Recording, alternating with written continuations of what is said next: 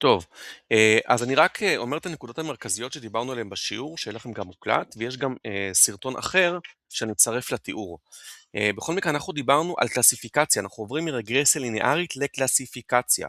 ומה המוטיבציה בקלסיפיקציה? זה לא לחזות מספר שהוא בין מינוס אינסוף לאינסוף, כן? לא מספר רציף. אנחנו עשינו דוגמה, מחיר של בית, אז הוא רציף.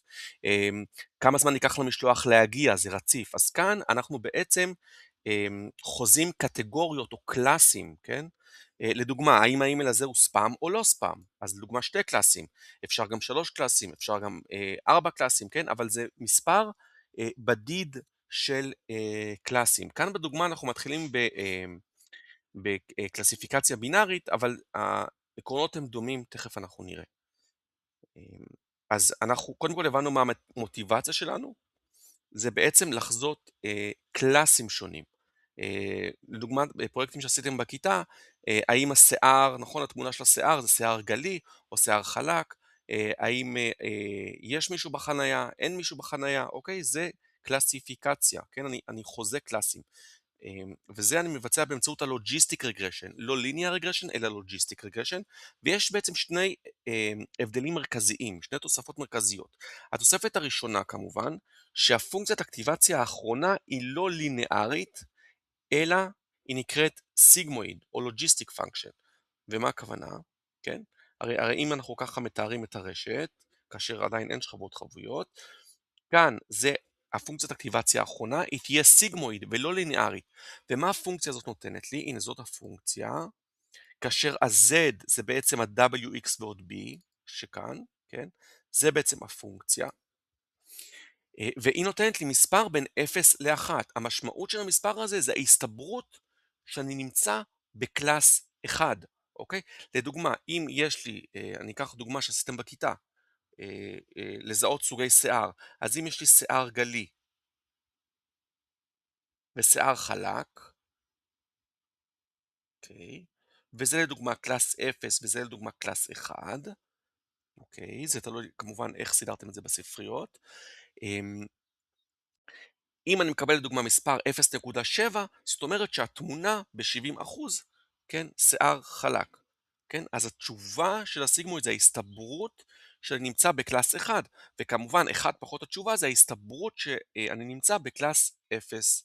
אוקיי, אז זה המשמעות של הלוג'יסטיק, של הסיגמואיד פונקשן.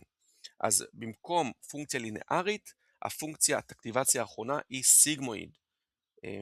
הנה זה כאן, וכמובן הסברתי שה-Z זה בעצם ה-WX ועוד B, אוקיי? שה-WX ועוד B זה בעצם הליניאר, כן? הרגרסיה הליניארית.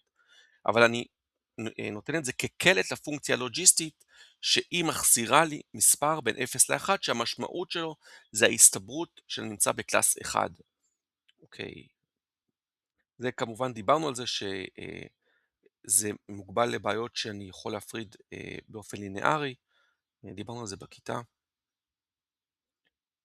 עכשיו עוד שוני, כן, אז הפונקציית אקטיבציה היא שונה, והשוני שנובע מכך, זה גם אני חייב לשנות את ה-cost function, כי ה-MSE לא יתאים לי ללוג'יסטיק רגרשן, לא יתאים לי שהפונקציית אקטיבציה האחרונה היא סיגמואית, כן?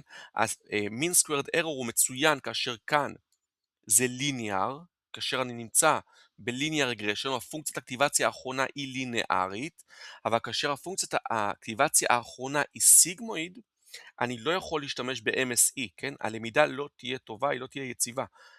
כי בליניאר רגרשן, כן? כשאני משתמש ב-MSE, אז באמת המישור הוא יהיה קונבקס, כן? J כפונקציה של W יהיה קונבקס ואני אוכל למצוא את המינימום. כן? זה גם הגיוני, כי פה זה ליניארי. אבל אם ה-F הוא לא ליניארי, אז הפונקציה הזאת, MSE, ה-cost function הזה, J כפונקציה של B, של W ו-B, לא יהיה קונבקס, ואני לא יוכל להגיע למינימום באופן יציב. אוקיי? אז לכן אנחנו משנים את ה-cost function. ואיזה cost function אנחנו משנים? כמו שדיברנו על בינארי קרוס אנטרופי, ה-logistic loss function, כן? שזה ה-loss function. ודיברנו בכיתה למה ה-loss function הזה מתאים, כן? אם אני אומר תשובה נכונה, אז הערך הזה יהיה נמוך. אם אני אומר תשובה לא נכונה, הערך הזה יהיה גבוה. אם אמור להיות קלאס 1 וה-F כן, התשובה של הרשת היא משהו שהוא מאוד מאוד קרוב לאפס, לדוגמה 0.001 סתם, אז אני בעצם אומר שאני בקלאס 0, והביטחון שלי הוא מאוד גבוה שאני בקלאס 0. אז והלוג של הדבר הזה הוא יהיה מאוד מאוד גדול. עוד פעם, ככל שאני נותן תשובה שגויה בביטחון גדול יותר, הערך של הלוס פונקשן הזה יהיה גדול יותר. ככל שאני נותן תשובה נכונה עם ביטחון גדול יותר, אז הערך של הלוס פונקשן הזה יהיה קטן יותר, וזה בדיוק מה שאני רוצה. אם אמור לצאת 1, ואני אומר ערך שהוא מאוד מאוד קרוב ל-1, אז הערך של הלוס הזה יהיה קרוב לאפס, וזה בדיוק מה שאני רוצה, כן? כי הלוס פונקשן מודד לי עד כמה הרשת שלי טובה, עד כמה החיזויים שלה מדויקים, אוקיי? והגרדיאנט דסנט מתבצע בעצם אותו דבר, כי הרי בסופו של דבר מה אני רוצה, תזכרו, למצוא לוס פונקשן מינימלי, למצוא את ה-W, כן? כך שהם ייתנו לי את הלוס הנמוך ביותר שאני יכול להגיע, אוקיי? והגרדיאנט דסנט מתבצע אותו דבר, הנגזרת של ה-cost function הזה, כן, הנגזרת של ה-cost function, כאשר f הוא סיגמואיד, הוא זהה לחלוטין אה, עבור MSE, כשהפונקציית אקטיבציה היא לינארית, אוקיי? אז בואו נראה את כלל העדכון. הנה, אז זה ה-simplified loss function שאנחנו שמים אותו בשורה אחת. אוקיי, ובסופו של דבר כלל העדכון נשאר אותו דבר, כי הנגזרת של הקוסט הזה, כן, כאשר F הוא סיגמואיד, זה זהה ל-MSE, לנגזרת של ה-MSE, כאשר ה-F, כאשר המודל שלי הוא ליניארי. לכן הגרדיאנט דסנט נשאר אותו דבר, אותו כלל עדכון.